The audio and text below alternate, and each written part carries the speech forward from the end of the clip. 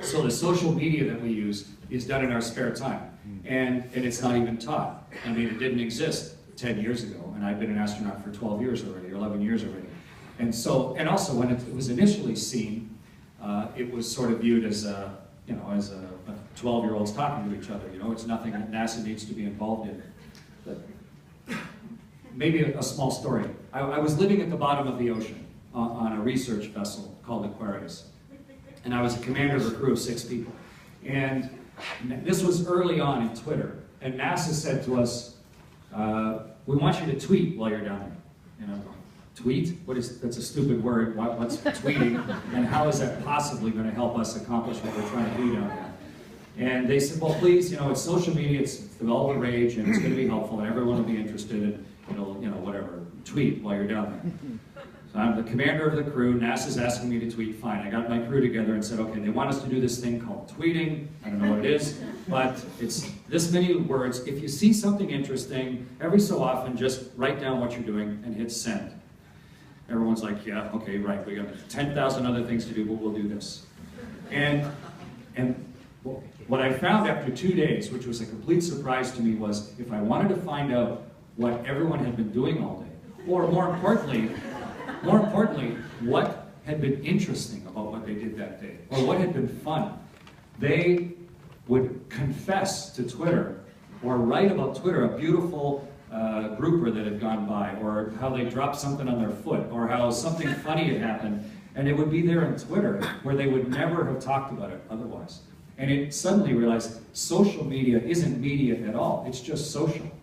And everybody thinks social media is media. It isn't. Social media is everybody sitting around a kitchen table with the time to talk about it. And everyone, so many people think social media is another bullhorn. And imagine sitting around a kitchen table where one of the people has a bullhorn. You know, no one, it would just drown out all of our conversation, and everyone would disregard. You can't even see their face anymore because they got a bullhorn in front of it. And that's how a lot of people treat social media, as just another advertising outlet for broadcasting their ideas. And it's ineffective for that. Social media is social. It's a way to invite people in of their own volition. It's interactive. It's two-way, and it can be extremely powerful.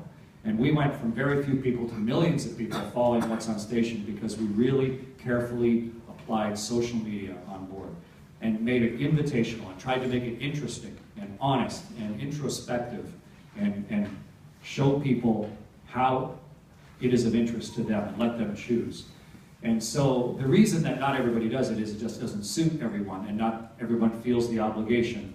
But I think it's really important. And NASA is now more and more in line with it. The Canadian Space Agency did a great job with it. They turned out those nearly 100 videos that hopefully teachers could use as a resource for years to come.